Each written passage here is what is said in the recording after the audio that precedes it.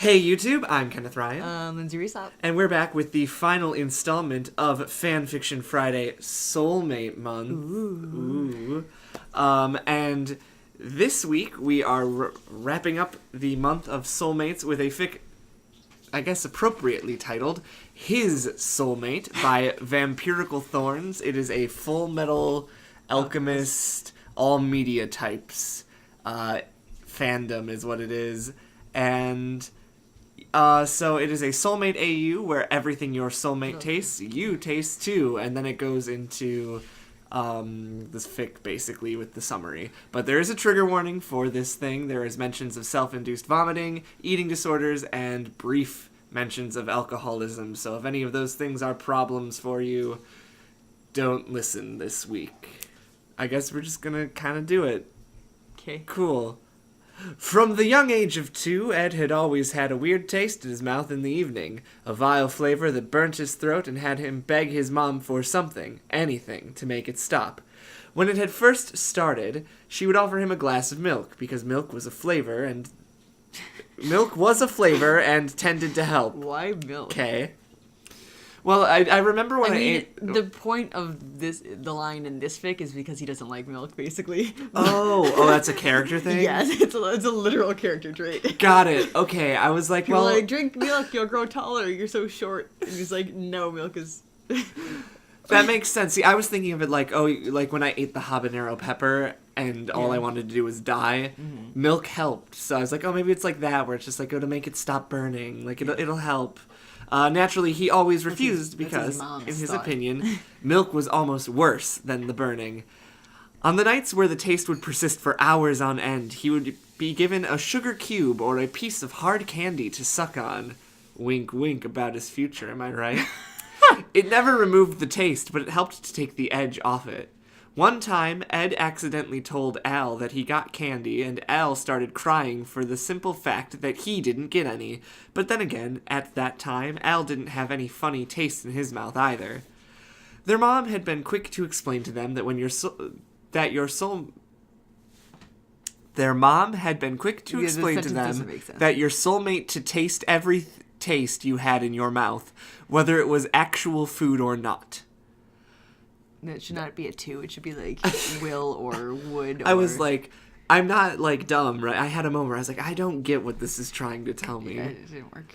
It didn't surprise Ed all that much because he had funny taste in his mouth all the time. Flavors he didn't recognize. That's penis. Wink, wink. I don't know about that.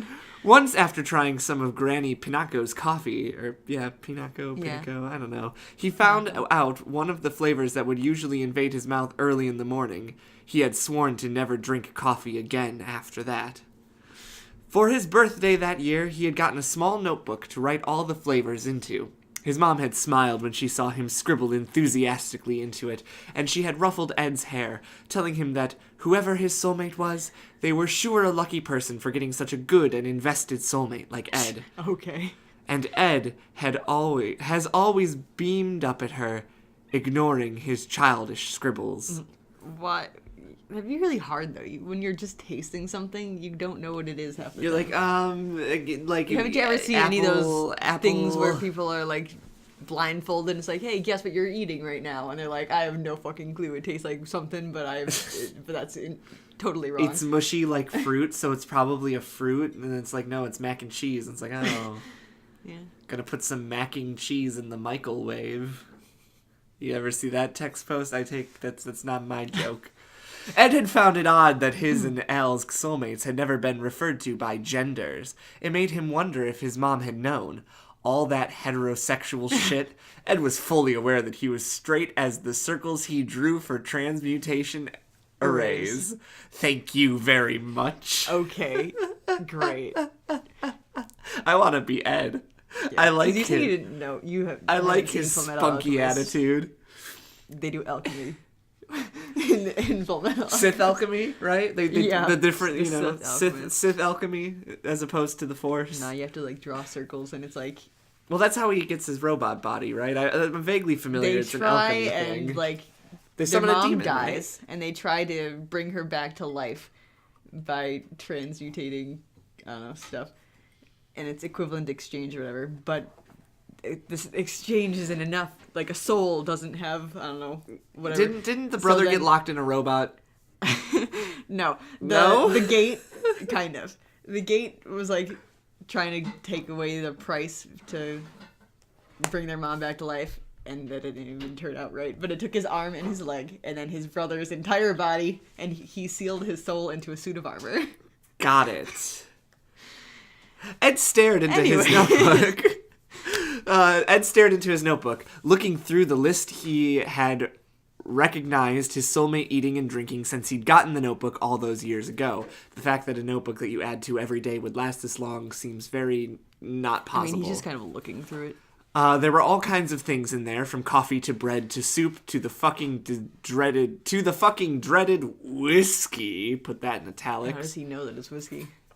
The soul liquid that had ruined his childhood, apart from the damned philosopher's stone, if that could even be regarded as a liquid, with its many shapes, red liquid, and the gold liquid flames that whiskey was. What?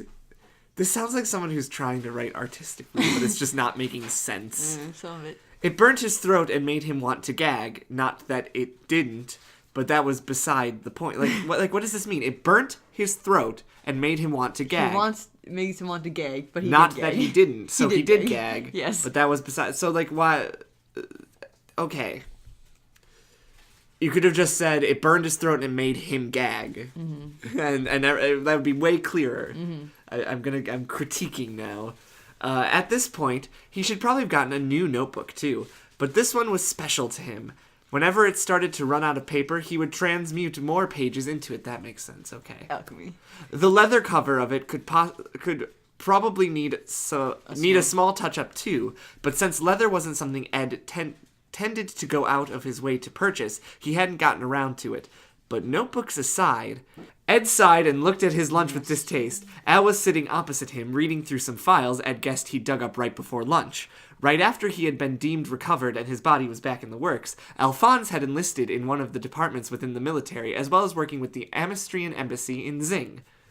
Or Xing. I don't know if you do the X makes the sh sound. I don't know. I don't fully know. I'm going to read it like a Midwesterner, in Zing. Ed closed his notebook. He wasn't particularly hungry, so he didn't eat. But still, a strong taste of spicy soup filled his mouth. Hey, Al. Sorry, What's the soup like today? It was something he usually asked, because Ed knew that Al was still horribly fascinated with the ability to taste again. Al looked up while downing down another spoonful, careful not to let any of it spill on his notes, which was probably something he was investigating at the moment. From what Ed could read upside down, it looked like something along the lines of some unimportant murder. Okay. Oh, God. It's quite strong. But I think you'd like it, brother. Ed shrugged as his only form for a reply, and Al looked at him worriedly. Ed, are you okay? He only looked down onto his now closed notebook, deep in thought. Hey, Al. What's the chance of someone else eating the exact same soup as us outside of headquarters? Al shrugged, as if the question wasn't something terribly important to him. Pretty low, I suppose. I've never had the soup anywhere else but headquarters. As Al talked, Ed exhaled heavily. He dug out a pen from his uniform pocket. After the promise day, he'd slowly taken to wearing the uniform. After all, he wasn't a rebellious, stupid kid anymore. Although he still wore the uniform whenever he felt like it, and often only partially. Those pants were surprisingly comfortable, damn it. That was a long parentheses. Anyways. And started to scribble into his notebook. Remind me to never ask the damn recipe then. I can fucking feel the taste and I haven't even had any yet. He could actually taste it, and that sole fact upset him almost as much as his dumb country accent coming back. Oh, perfect. We have nailed these characters. Although with me. Al doesn't. No, he's a country bumpkin. Only Al. He wants to work on the farm. Stupid soulmates. Probably works here too if the burning of my mouth is anything to go by. Al stared at him as if the sky had just come crashing down on them. Are you sure, brother? There's still a possibility that someone else is eating this soup, so you shouldn't get your hopes up too much about. Shut it. Ed muttered, without looking up from his bowl. Do I just read in a hokey accent the whole time? I don't know about that. As he furiously devoured his lunch. Furiously. It wasn't particularly pleasant. Military-issued lunch rarely was, but he was desperate to get away from the fucking mess hall before he went insane. You ever watch those videos of people, like, trying the military, like, ready-to-eat things? Maybe.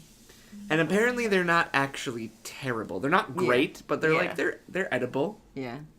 And they're, like, remarkably convenient. Yeah. Although incredibly expensive, You can heat them up all sorts of ways. With body heat, water, you can pee on it. I think that's... Oh my god. Listen, survival stuff is so wild. Like, what they make to, like, be like, nah, you can live off of this. Like, that's crazy. It'd be kind of fun to do something like that. Like, not go out and try and live in the woods. But like, with a professional, you know, like, on one of those TV shows. Like, survival training, maybe? Yeah, maybe or the like Korean show Law of the Jungle. But you need to be a celebrity to do that, so that sucks. Italian Spider-Man. That's what, that Law of the Jungle made me think of the puma noise from that. Suddenly, the bitter taste of coffee overwhelmed his senses, and he coughed, accidentally swallowing some of the soup wrongly. He gagged and managed to gesture to Al that he would be back in a bit before he sprinted out of the mess hall, looking for the nearest bathroom as the bile rose in his throat. Why? Once he returned, Ed went to refill his teacup. It wasn't a secret that Ed couldn't stand coffee, not after his unlucky happening with Granny Pinaco's serving, which made him different from the rest of the lot working there, including his brother. A military job and a coffee addiction were basically synonyms. On his way back to the table his brother was at, he caught a glimpse of Roy Mustang talking to Riza with a frown on his face. Stupid bastard. He sat down across Al again without a word, and went back to his attempt at getting his lunch down. For the rest of the lunch hour, he didn't say a word, but a brief "see ya" to Al, as they went back to their respective parts of the building. I love how vague the world is, so you just kind of get to build it as you want. Like, I kind of appreciate that it's like, we're not going to bog you down with all these details. Like, they're in a building. There's a mess hall. They're eating soup. Here's the important information. Some sort of spicy soup. And coffee makes him, like, vomit. Yeah, he's gotta know. And Mustang somehow hasn't figured this out. That, hey, I drink coffee all and my the time. soulmate throws up. God, yeah, it's amazing that they haven't figured out if they have already deduced they work together. Ed glared down into his notebook more, studying his handwriting rather than the actual words on the page. His handwriting was still shit, but after having 6 years of relearning how to write with his left hand after the automail surgery, it had improved enough that more people than just Al, Winry, and stupid Mustang could understand it. He's gonna refer to him as stupid or bastard every time he talks about Is that just their character relationship? Kind of, but also I'm assuming that's what's gonna happen every time he's brought up. He's gonna say that. He slumped into his chair and brought out his pen from his pocket before flipping to the right page of his notebook, where he jotted down the important stuff that had happened on his mission a week ago. The paper meant for his report was already on his desk from his failed attempt earlier in the day. Slowly around Ed, the rest of the team filled in, and he heard Mustang complain about some bad taste in his mouth and how his soulmate seemed to apparently throw up often. He tried to ignore the way the remark set off alarm bells in his head and willed his mind to focus on the report in front of him. It was tedious work, and he would rather be somewhere else, figuring out complex arrays or other equations, but he was stuck here at least until he managed to complete the stupid report. Mindlessly, Ed flipped back to the pages where he wrote down what his soulmate seemed to taste the most: soup, bread, coffee, and luckily not so much recently, whiskey. Even though Ed was over the legal drinking age and amistris 16, he had never really seen the appeal, and his soulmate had long ago lessened the chances of it ever passing Ed's lips. He had just flipped back to the right page of his notebook and placed the pen against the paper when the stale coffee invaded his mouth. Without thinking, he growled, "What kind of motherfucking bastard drinks cold, stale coffee?" At the exact same time he said it, he heard Roy cough and place a coffee cup back onto his desk. For a second, it felt like time stood still. Then he looked up and made eye contact with the bastard for a split second before he realized that fuck. Ed froze before dropping his pen. Before anyone could say as much as wait, he was gone. The tails of his uniform flickering behind him. I just hit my hand on your serving your little table things. Oh, it hurt. The door slammed and he was gone. Is this a train wreck or what? It took Ed exactly 3 minutes and 35 seconds to run over to Al's department. He forced himself to stop and walk calmly, as calmly as he could manage at the moment, over to Al's desk. He held onto the table as he attempted to regain his breath. We have to leave. I need to get out of Central for a bit. We're going back to Resemble.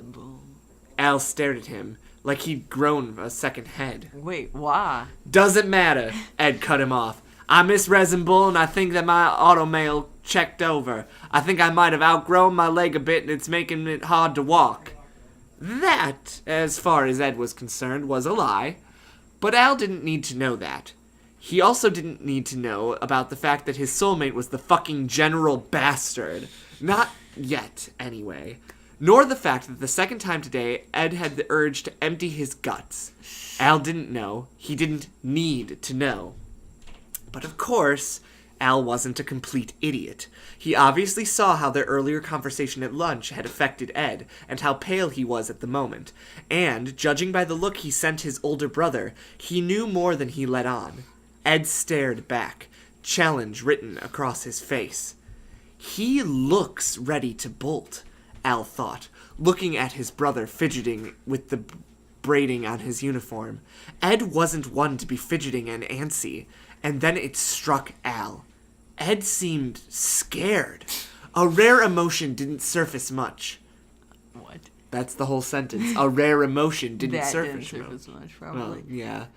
But after years of them being together, Al had been present for several of Ed's nightmares. Scared all the time. Calling out for their mother. Muttering something about not having an ounce of humanity left in him. Another realization struck him like lightning. His brother, the most caring person he had ever met, rough and honest, sure, was scared to love, scared of being love, and Al didn't know how he could possibly calm his brother down apart from agreeing with him. So he got up and briefly talked to his boss, explaining the situation. It was a partially made-up excuse consisting of Ed's automail issue and some family thing. Not that it really mattered. You have no family. At least Ed had somehow managed to at least set his day of having his life's biggest existential crisis as of yet to a Friday afternoon. I did read that correctly, and I am just as confused as you are. No, there is a I line break. Yay, a line break. I get to say words until you speak next. Line break.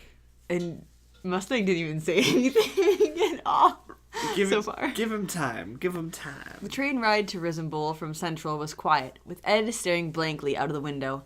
Al had managed to get his hands on the newspaper from the day before, and a bag of bagels from the last station the train had stopped at. A bag of bagels. Nice. A bag of bagels. A bag of bagels. A bag of bagels. The mundanity of reading a newspaper as a leisurely activity, rather than looking for important clues to a case, was refreshing. But then there was the case of... Brother? Al asked carefully as he folded the newspaper and placed it on the train seat next to him.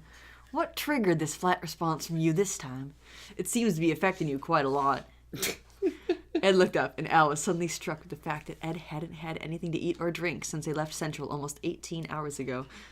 Al had tried to make him eat several times, but Ed had either flat out ignored it or muttered some excuse that he wasn't hungry.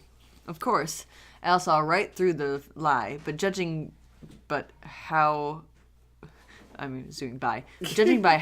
unstable Ed seemed at the present moment, he was not about to argue. Ed sighed while biting his thumb slightly, a nasty habit he had picked up years and years ago. Al knew it was because his brother had an odd tendency of managing to clear his thoughts easier with pain added to the equation. Oh. That's not healthy. So he's a masochist. Got it. I don't know if that's what that We're going to get some but BDSM possibly. Foreshadowing. I'm figuring this out. He had tried to make it stop, but his attempts so far had been little more than futile. I found my soulmate, Ed whispered, his voice hoarse from the lack of use the last few days. It's been 18 hours. It's So not I even got, 1 day. right? It's like, okay. So I gotta run away from here, just until I'm certain. A frown covered his face. How can you be certain if you leave? Oh my god. Yeah, that's a great question. I just wish this stupid taste of fucking whiskey. I'm never gonna have a fucking drink in my entire life. You think you'd get used to it instead of... Right, like, you think hating it. after, like, years and years of being exposed to the aftertaste of whiskey, you'd be like, okay, It's he's whatever. drinking again. Yeah. Al leant closer, ignoring the whiskey comment. Where was it? There it is. But isn't finding your soulmate a good thing, brother? The question was quickly shot down with a shake of Ed's head, and Al could see his eyes before they closed for a second. Dull. Hopeless. Why? Why is he so angsty? What's wrong with Roy? Roy's cool. I don't know anything about Roy. His last name is Mustang, though, and that's a dumb Roy's name. cool. He's like your boss, but he's cool. Oh, no office work, no office romances. No. It's against company policy. I don't think so. That's but the problem. He's the flame alchemist. He has cool fire attacks. This is another moment where I should probably know these characters. Yeah, because I don't I'm know. going in with no background. I'm You like, chose who's this this? fic, and I you did. I did because I was like, oh, his name's Ed, and it says his accent's all off the charts, and I love that. Trust me, Al. It's not good at all. Trust me. I wouldn't have been better. It wouldn't have been better for both of us. It would have been better for both of us if I never found out at all. I should never have gone looking in the first place. You didn't go looking.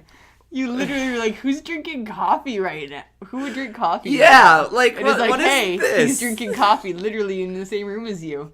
Wow. This feels like information is missing. What was I thinking back then? Thinking it could end well. Tween. The muttering trailed off after that, and Al sighed.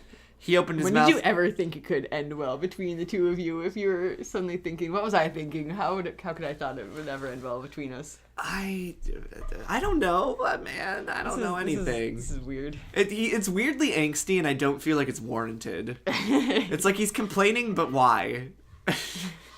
Like, are you just whiny? Is that just who your character is? Because that's a lame protagonist. No, that's not what his character So it's is. like, why are you so upset that you taste coffee and it makes you sick or whatever?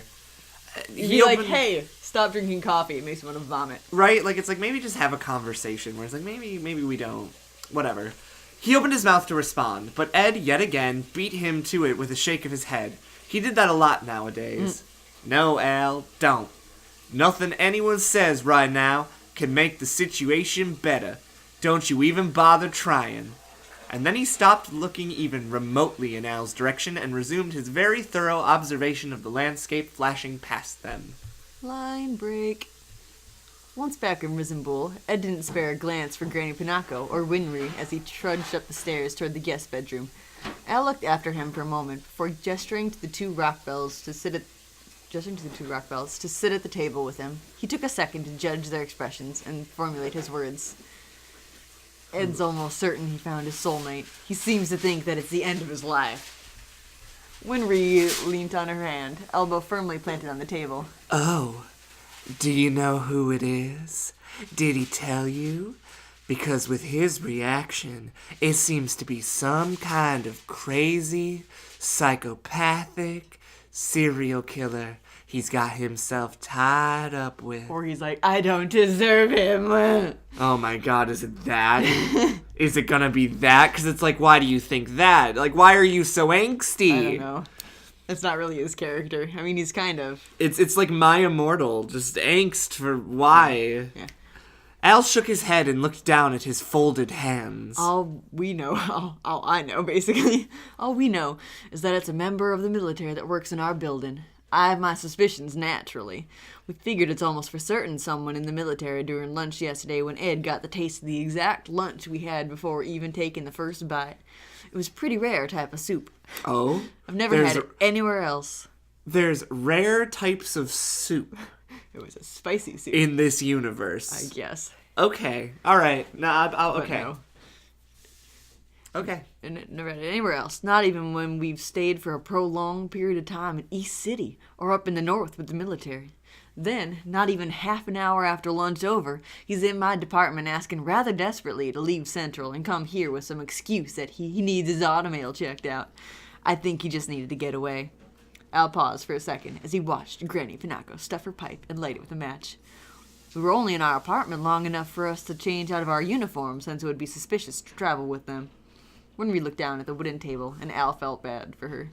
She'd found her soulmate rather easily at age 15, and so had Al on the promise day. But Ed, I'm sure he'll calm down and understand soon enough. Yes. Granny Pinocchio I love said. granny voices. It's always a shock the first time you realize who it is.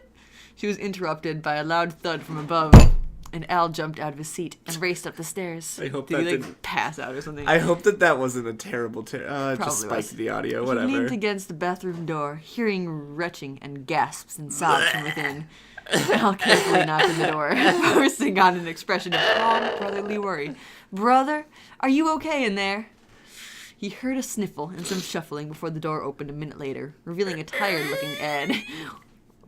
I'm providing live sound Wiping mixing. the rest of his tears away. The top of his shirt looked wet from Ed probably rinsing his face into the sink to lessen the post-crying puffiness. He didn't look up when Al placed a hand on each of his shoulders and drew him into a tight and comforting hug. Closeness. Comfort. Oh. Italics. The action made Ed freeze for a second before he wrapped his arms around his younger, and sadly taller, brother. Drink your milk. Then a sniffle, and then another one, and slowly tears started to soak through Al's shirt. Behind him, Al could hear Winry come up the stairs. Granny said she would make some food. You must be hungry from the long trip. Ed pulled away from Al and just nodded. He was quiet for the entire meal, save for the few moments where he sniffled and proceeded to stare into his soup bowl. Fucking soup. The thing that had started the entire chaos that had shaken up his world into something unrecognizable. Once he was done, or not done at all, as well over 2/3 of his food was left, Ed picked up the bowl and spoon. He brought it over to the sink and filled the bowl with water so it could soak overnight. Then, still wordless, he left them for the silence of the guest bedroom. If you have soup and you eat it, or you don't eat it, and then you just rinse dump it, it. you don't really don't need to let it soak. Yeah. It doesn't dry out that fast. I know. When Al joined him a few minutes later, there was no sound from Ed's bed. Is he dead? Did he kill himself halfway through? Is that the twist? That'd be wild. I was like, is that the twist? Was The that a line shocking break? twist? Yeah, Yeah. there was. Anyways, the next few days were uneventful, to say the least. Ed, much to Al's concern, barely ate or drank at all, and the only times he left the bed was for either the meals where he would stare mindlessly under the table or his excessive bathroom trips. In all honestly, Al wanted nothing more than to shake his brother violently in the hope that it would rattle Ed's ability to function as a human being back to normal. I don't know why this is happening to him. Okay. Hey, you found your soulmate. Wow, it's the end of the world. Get your shit together. Blah, blah, blah. He wanted Ed to be happy again, to make him take a goddamn shower, to go outside with Den, or to eat a full meal without it looking like it made Ed physically sick, which it seemed like that it actually did. He had heard Ed in the bathroom at night, the terrible sounds of gagging tearing through the thin wall separating the rooms. This is the eating disorder part, by the way. Yeah. Anyways. I'm making terrible, gag noises as, haha, levity, but, this is not actually a joke. But Eating also, disorders I'm are not an sure issue. Why it's happening. Okay. Al knew that Ed thought he was asleep during his nightly escapades, but Al always snuck out of bed to refill the glass of water Ed always kept on his nightstand. He was always back in bed before his older brother was back in bed. Okay. The Saturday afternoon, exactly 1 week after they had arrived in Risenpool, while Al was helping Granny Pinocchio with making dinner, there was a firm knock at the door. Al went to open it and smiled mildly. Hello, General Mustang. What brings you here? Am I gonna talk to myself here, or are you gonna talk to yourself during the entire romance? I think it'd probably be better you talk to yourself here, and then the Okay. romance is not talking to themselves. He gestured for Roy to come in. Roy stepped in after Al's invitation and pulled off his black overcoat to reveal a white collared shirt and a pair of loose slacks. Ooh. Clothes intended for traveling, while still remaining formal. After all, his rank right now didn't accommodate for much lazy behavior in the public's eye. He's like a general or something now. Or some sort of high-up military leader, major, colonel. Admiral. Possibly. Honestly. I don't know. I was just like, that's a Star Wars title. There's a lot of admirals. One of my subordinates suddenly ran off a week ago and forgot his notebook. His soulmate notebook. I haven't heard anything from him since, and since it's the weekend, I thought I perhaps should make a direct house call to the Rockbell household to see if I can find him. You're telling this to your brother, his brother. Why are you referring to him as the pronoun game? Like, be like, stop hey, playing the pronoun game. Hey, your brother is or missing. Like, Ed suddenly ran off. Right? And took you with him, so I Right. came to find out why. And also, I'm pretty sure he's my soulmate. But, like... Because I'm not an idiot. We'll see. And if Ed figured it out, I figured it out too. You know, you would think. Yeah. You would think. And, like, canon, I'm pretty sure Roy's probably the smarter Well... of the two. Based on everything I've seen just from character of Ed is an annoying, whiny, angsty piss baby who has a big problem with the taste of coffee and whiskey and hates his soulmate because his soulmate likes coffee and whiskey. Or something like that. Or Whatever's something happening. like that. This is wild characterization here. Yeah, I was like, Anyways, it's something. See if I can find him, Roy explained with a sigh as he hung his coat on the coat hanger. From what Al had already picked up, he seemed rather tired, with dark bags under his eyes. Because you can taste vomit like 70 times a day. Right? Al stepped towards the kitchen. Would you perhaps like a cup of tea, sir? That accent got wild there. Before Roy had the chance to reply, he heard the sound of someone gagging and a door upstairs slamming. A moment later, his mouth filled... So now it's randomly like Roy's point of view centric. Got it. A moment later, his mouth filled with the vile taste of bile, making his eyes widen. Bile would have come before the gagging and stuff. Anyways, and then it would have been vomit that he tastes. Yeah. Anyways, he coughed and forced his expression back into a calm mask of pleasant worry as he turned to Al. Did your brother, by any chance, catch a stomach bug, Alphonse? Roy managed to get out before the flavor yet again erupted against his taste buds. Ugh. He staggered for a bit and rested a hand on the wall next to the coat hanger to stabilize himself. Why? Because he tastes vomit? I guess it's jarring to suddenly taste vomit. Also, wouldn't tasting vomit kind of make you puke? Yeah, I feel like that would lead to you actually throwing up yourself. Because you're like, oh, this is disgusting. Because half of the reason why you throw up half the time is the taste of the bile and stuff when you're sick. Anyways. I didn't know that. Well, it's just self-experience when it's like you're trying not to throw up, but you can just taste it in the back of your mouth and it's like, oh, I'm gonna. Mm-hmm. Mm-hmm. Yeah. Anyways, blah blah blah, staggering. It felt like puke was raising in his throat, although, logically, he knew it wasn't the case. Al shook his head. I don't think so, sir. I think Ed's been trying to make himself sick on purpose the last couple of days. Wow, talk to him about that. Right? Yikes. You see, General. He's the General. Okay. Brother thinks he's found his soulmate, but it seems to be destroying him from the inside out, and it feels like he's trying to punish himself for a choice fate made for him. We know it's someone from the military. Is that why? Roy let go of the wall and took a brief second to compose himself. I know he's found his soulmate, Alphonse. I suppose. He trailed off, staring at the staircase that would lead him to Ed. That would lead him to another human punishing themselves for something out of their control. Why is he... I don't know. What? It's a punish... He's punishing himself? That's what... I have no idea. Okay. I don't know. Okay, I'm gonna stop thinking. I'm gonna turn my brain off and let the fic just tell me. He sighed at the realization and turned back to the younger brother, a soft, fake smile covering his face. Would it be possible for me to talk to him by any chance? Al nodded and headed towards the staircase. I guess he'd be in the bathroom, judging by what he just did, so be quiet. He's been pretty jumpy the last couple of days, and I don't want him to accidentally take a tumble down the stairs. If he's in the bathroom, he's not coming down the stairs. Yeah, it's like he's gonna cling to the porcelain throne for a bit. Yeah. As Roy made his way up the stairs, he held onto the railing and felt the small bumps and dents in the polished wood. It seemed to be marks made by an automail arm gripping it tightly on multiple occasions. I mean, okay. Okay. He had just made it to the top of the staircase when the first door of the right, on the right, opened, and Ed emerged from the bathroom with bloodshot eyes and messy, unbraided hair.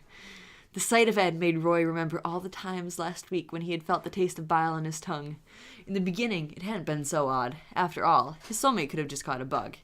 Things like that happened to everyone, after all. But when it felt like barely any food had passed his lips apart from small servings of crackers and probably inhumane amounts of water to curb the hunger, Roy got worried. Then Ed stopped in his tracks.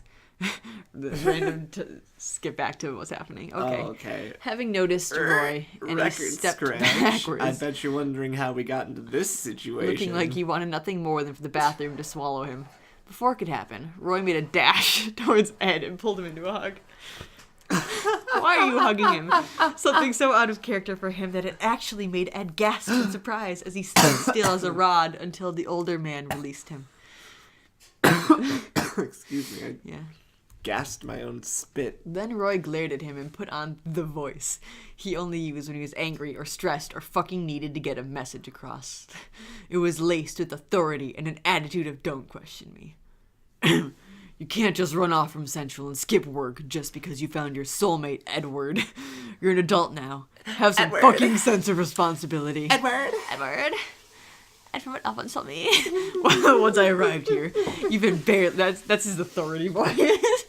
You've been barely eating for a week and forcefully making everything come up again as a way to punish yourself. Punish yourself? Ed glared right back at him. And what if it wasn't on purpose and I just caused some fucking bug? Cossum. Oh my god, this accent's a bit hard to read. Roy grabbed his flesh hand. Roy grabbed his flesh hand, pulled it up, earning an offended "hey" from Ed. He turned it towards the owner of the hand and pointed out the small wounds and calluses on the knuckles. You've got pretty clear traces of Russell's sign, Edward. I'm assuming that's like finger, either like from your stomach the bile's acid like deteriorating and like your it. teeth potentially. Oh rubbing. no! Like not deteriorating, but like causing a sore. Right. Sign Edward. Making yourself puke your guts out every time you feel bad or guilty for something is not the way to go. The behavior you express is a literal fucking eating disorder. And even if you don't give a fuck about it, how do you think your soulmate feels when he repeatedly has the damn fucking taste of puke in his mouth all the damn time?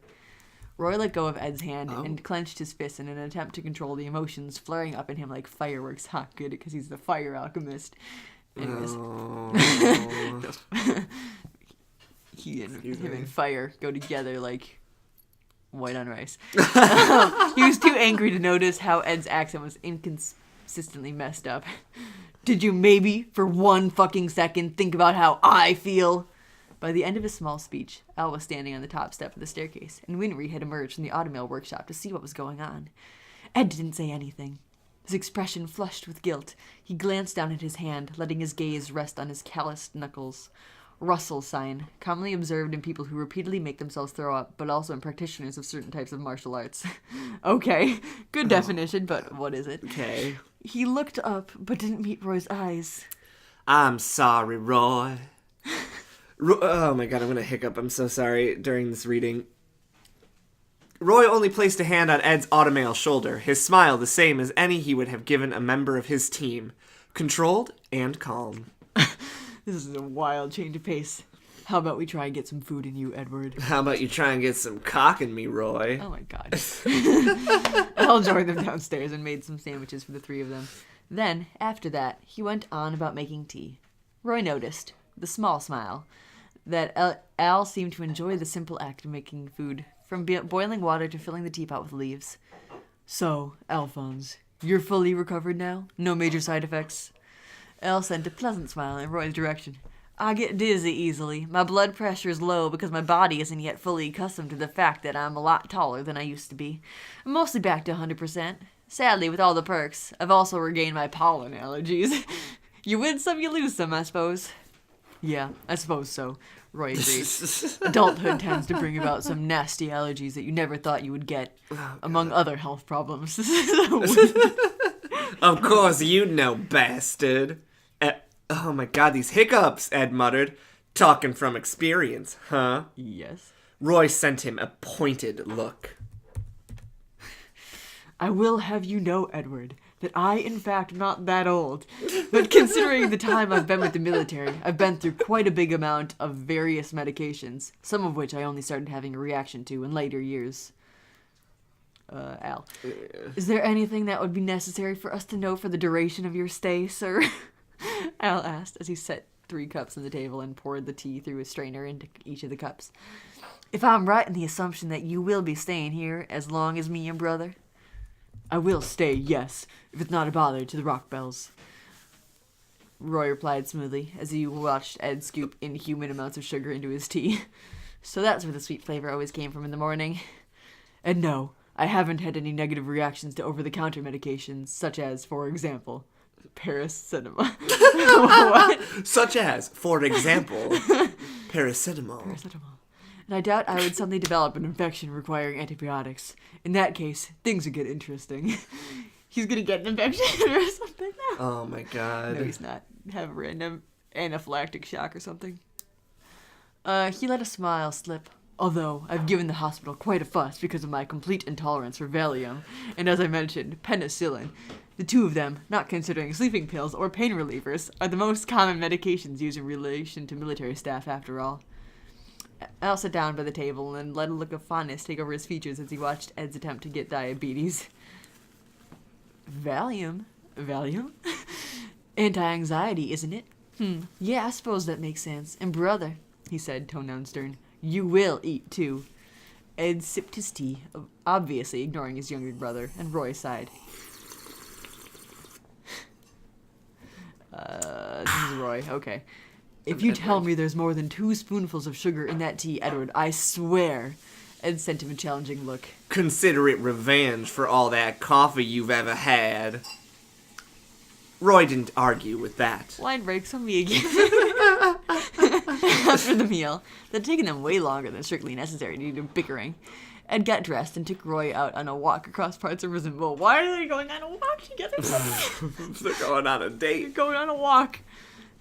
Winry had removed his automail leg to adjust it, turning his half-assed excuse to actual truth.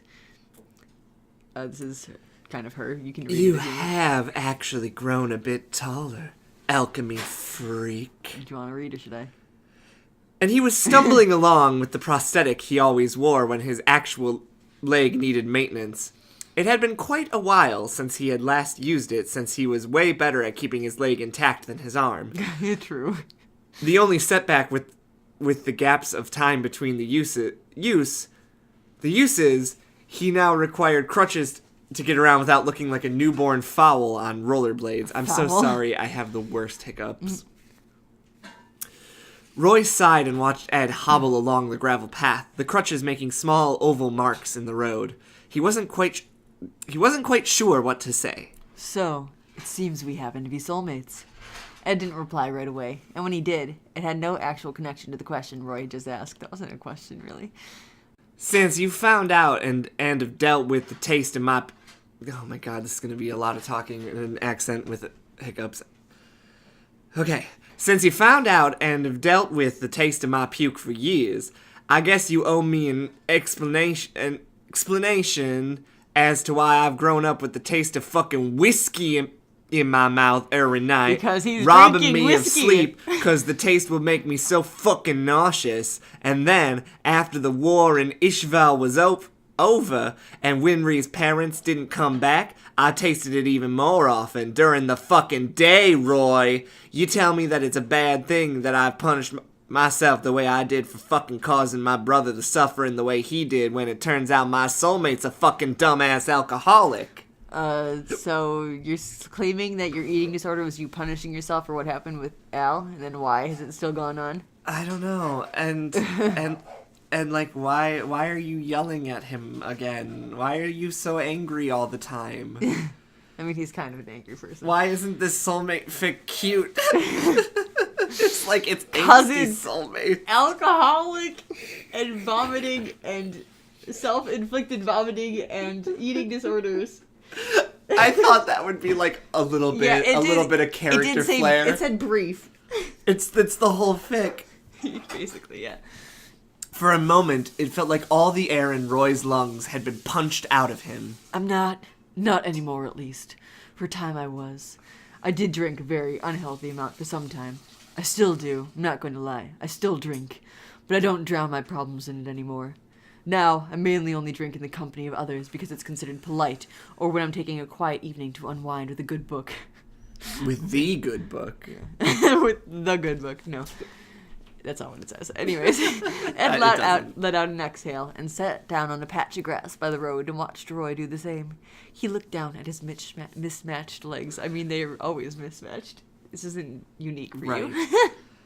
Even though Al's got his body back, I still feel guilty about taking it from him in the first place. Why did it suddenly get so much worse when you discovered your soulmate? Like you were dealing with it. I mean, you had an eating disorder, but it was because this guy doesn't know how to cope. I couldn't deal with how unfair it was, so I started myself sick. Because if Al couldn't eat that, then why should I? Because you need to live, you idiot. I know that sounds messed up, and it made me feel real guilty when we found out that my body and Al's body on the other side of the gate was connected. I tried to stop, especially up in the north, but I couldn't let go of the fact that I manipulated my brother into something illegal and dangerous and made him sacrifice more than me. The two of you decided to try to bring your mother back to life because you were children and wanted to bring mommy back to life because she died. Yeah, but you manipulated him, Ed, you bad man. You both did research into this for like months at a time and set up circles and gathered all the materials to make up a human body in the correct amount. And I don't know, gave your blood for her soul or something, or villain. Yeah, okay. Ed paused. Sorry, I'm not really that good with words, and now I'm just rambling, and my accent's acting up, and it's not even a good one. Roy nodded and looked over at the younger man. It's okay, Edward. I find your accent endearing. I don't think he even has an accent. No, honestly. I think this is all just made up. Yeah, it's just made up. Like, maybe a dialect in, like, the Japanese, but also... maybe something that gets lost in translation. But also, I doubt... I don't know. I think it would have been brought up in the anime, and I don't remember that ever happening. Or in the manga. Yeah, bro, I don't know. Anyways, did I say words? Yeah. Ed nodded in return and met Roy's eyes for a split second before looking away. Anyways, then the promise day happened and we were all suddenly settled and I couldn't really cope with being still, so I went back to punishing myself. I thought I was broken. What? Al found his soulmate. Who? I didn't. I knew I was gay and I knew I was in love with you, what? And I hated it. Confessing. Hated every second of how a look at you would make my heart flutter. Then why are you calling him bastard and stupid all the time in your thoughts and out loud and everywhere? I couldn't stand the thought of being attracted to you, and I don't know what I'm even saying at this point.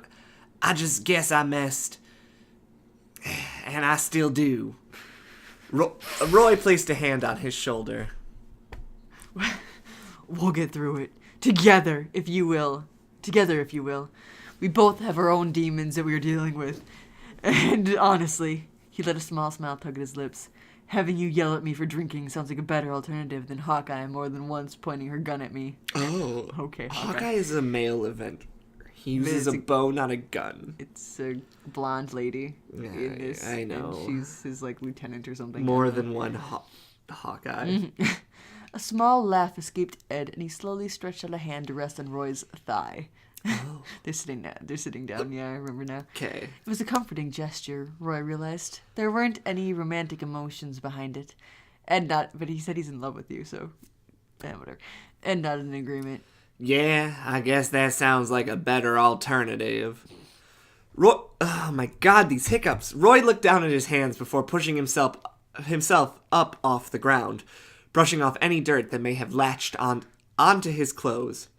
Then he turned around and saw Ed with a flush across his cheeks, accompanied accompanied by a frustrated frown. Can you maybe help me up? He couldn't help grin as he placed his arms under Ed's and pulled, making sure not to interrupt any of the mechanics in his shoulder. He watched Ed wobble for a moment as Roy picked up the crutches on the ground and handed them to him.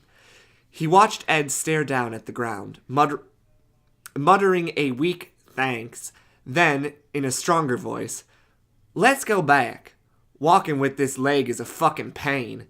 The only good thing about it's that it weighs less than my actual one." Roy followed the limping figure in front of him, now interested. There's something that's intrigued me for quite some time. Do you have an idea of how much your automobile weighs? Since it's a metal, it must be quite heavy. Ed stopped for a second to rub the dents the crutches had made in his palm. The motion made the scars across Roy's palm twinge in sympathy. I've never known exactly how much. It was never really a priority, so we never weighed it. But it's above 20 kg per limb. Kg? 20 kilograms. 20 kilograms per limb. For you Americans at home, just so you know, 30-some pounds? They're about 44 pounds. pounds each limb. So for those who want that piece of information, I saved you a Google search. The leg would be heavier, if anything. Roy looked over... Yeah, it's me. Sorry, I'm hiccuping. Roy looked over and watched Ed's neck, observing the tense muscles in his neck and shoulders. He was only wearing a tank top, making it easy to see exactly how the automail affected him. That seems like it would be quite strenuous on your shoulders and back. Do you suffer a lot from back pain? Ed shrugged dismissively. Yeah, but I'm used to dealing with it. I can't take most types of medicines or painkillers anymore, though. Not after the automail recovery period. I was on almost continuous morphine in probably unsafe amounts, and it only took the edge off of the pain. But it was the only way I could recover from the automail surgery within the year period I had set myself. A damaged liver was worth it. You were desperate, Roy noted as he placed a careful hand on Ed's back to support him up the hill to the house. I remember all those years ago. I made you jump on the 9 a.m. train instead of the one you planned to take to give you an extra chance to prove yourself to become a state alchemist. I placed you in a lot of danger that day. It probably did hurt to fight like that only, a couple of days after you were deemed recovered? Ed gave another shrug, and Roy could feel the muscles in his back tense. Of course. You saw me at the station afterwards, didn't you? First time I was probably scared about my ports and automail being rejected by my body. But I hid it and the pain settled after a couple of days of taking it easy. But all the repairs I've gone through for my damn automail, I'm genuinely surprised none of my nerves has fucking frayed yet. Is that an actual concern to be worried about? Nah, not unless I majorly fuck up the port mechanics. Roy laid a hand on the doorknob, but he didn't twist it open. After we ate, I want you to stay with me, Edward. I would like for you to not to puke your guts out the second you can. No, honestly. And Roy leant down and touched his forehead to Ed's. In case you're still beating yourself up about being my soulmate, there's absolutely no reason for that. The blush that covered Ed's face then was adorable, and Roy couldn't help but smile at it. And this feels like that could be the ending, but there's more. But wait, there's more. But that felt like a satisfying end. Anyways. That could have been it, I guess. That night, they went out on yet another walk, though this time to the graveyard so that Ed could pay his respects to his parents. Roy stood silently in the background after helping Ed crouch to the ground in front of the grave marked Trisha Elric and Van Honenheim. The scene strangely reminded him of how Riza had stood behind him when he visited Maze and reversed, and how he had stood with Riza in front of her father and his old master's grave. On their way back, next to a small lake, Ed stared wistfully at it. Soulmates are supposed to be in love. Do you love me, Roy? The question made Roy think, plunging deep into the emotions he hadn't allowed himself to feel in years. Then, He too looked at the lake, though in all honesty he was looking at Ed out of the corner of his eyes, though Ed didn't need to know that. He probably did know, though. Not yet, but I admire you greatly. I think if we ever were to get closer, to get to know more about each other than just work relations, yes, I think I would grow to love you. Love is built on knowledge and trust, both of which we currently lack an adequate amount of at the present time. Okay. Cool. The It is illogical. He's Spock. Anyways. God damn. The setting sun seemed to glow brighter after his statement, and Roy turned his head to properly look at Edward. He noticed the golden glow dancing over his soulmate's hair like flames, and the golden eyes flickering like liquid gold. Okay, they said gold. Don't describe eyes a color. It's just triggering. Yeah. He watched Ed move both crutches to lean against a nearby tree before stumbling over to where Roy was standing with his hands in his pockets, watching the calm scene in front of him. He smiled gently at the younger man. What? Ed yet again flushed, red spreading over his cheeks and down his neck. Nothing, you bastard. He trailed off and placed a hand on Roy's arm to stabilize himself. Those damn crutches hurt my hands, so I thought I'd use you for the only thing you're good at, being lent on. And my hands are cold and you're not. Okay. Uh-huh. I wanted to touch you. I would have almost believed that if it wasn't for the fact that it's 20 degrees Celsius. About 68. About 68 degrees Fahrenheit. There's a negative for a second. I know, I was just like, that's not like, right. That's not correct. That's not about right. About 68 degrees Fahrenheit outside. Why did they translate that into Fahrenheit? But not the kgs? Yeah. Yeah. I don't know. Besides, one of your arms can't even feel temperature. If you wanted to be close to me, you could have just said so, Roy said with a gentle smile, moving his hand to wrap around Ed's waist. Ed let out an annoyed sound. I don't say stuff like that. I'm not good with words and you fucking know that. Now, no need to be rude, Full Metal. I can be however fucking rude I want, and it's not like you don't swear.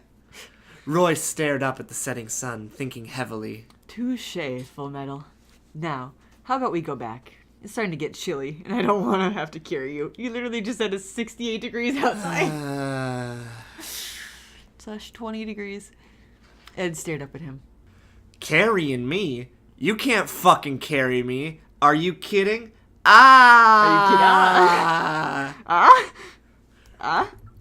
Roy grinned, watching the smaller man in his arms. He stepped over to the tree and grabbed the crutches. Then he walked back onto the path towards the Rockbell residence, ignoring the annoyed cries of, "Fuck you, you fucking bastard," and "Let me down," coming from the heavy bundle of human in his arms. By the time they were on the porch, Ed had calmed down and had, like 180 it seemed, pounds at least. to have fallen asleep. Yeah, I don't know how much heavy. he weighs. I mean, he's kind of short, yes. Maybe Roy Mustang's like shredded. I don't know how much a person weighs minus one arm and one leg. But then plus 80 some pounds. Because both of them are over 44 pounds or whatever it said. Man, homie, I don't know. Roy grinned, watching the smaller man. I hear Roy's got an 8-pack. Roy's shredded. Fuck, I already read that. Yeah, but yeah, Roy's totally shredded, dude. By the time they were on the porch, Ed had calmed down and had, it seemed, to have fallen asleep. Winry looked up as they entered and covered her mouth to stop the snicker from leaving her mouth. Oh my, he's done it again, Al. He's managed to do it again. Ed's found yet another improbable place to fall asleep. Al stepped up from the kitchen and let a grin slip onto his face, though it didn't defend the dangerous tone of his voice. I hope he's in good hands, Mustang. That's my brother, and you better treat him well. Roy only glanced out at the sleeping bundle in his arms. Don't worry, I will. He would treat him well. His soulmate. The end. Hey, that's the end. Here's some notes from the author. Number 1, they're on Tumblr. And number 2, and I agree with this statement, if anyone struggles with anything mentioned in the fic, please reach out for help. You're worth it. Yeah. And I agree with that. If Get you help. suffer from a eating disorder or alcoholism or anything like that, seek help, especially if you are self-aware enough to know that you have a problem. That is the first step in the right direction. First, admit that there's a problem. and then move on. And then try and do something about it. Even if it's something small. But, on a less serious related note, this was the final fic of Soulmate Month Yay. 2019. Pew, pew, pew, pew, pew, pew. Less cute and more angsty than I anticipated. I had thought that the eating disorder, alcoholism stuff was all going to be just little like Brief. details that like build the world. I didn't realize the whole plot revolved around that. Though I Yeah. suppose I probably should have, with the whole gimmick being you taste what your soulmate tastes. I guess, yeah. But like thinking of all the times that'd be great where like your soulmate's like eating at a nice fancy restaurant and you're like, oh man, this is some good steak that I don't have to eat myself. Like this is great. Yeah. So like there's like perks to that. Especially when your soulmate's like a general. I feel like generals eat well Probably. when they go to their big fancy state dinners, you know? I feel like Ed was just being a little bitch the whole time. Like he had an eating disorder and that's a very serious thing and like I don't want to discredit that element of the character. Yeah. But like being this upset about discovering who your soulmate is, which I've noticed is a trope among soulmate fics, is Yeah.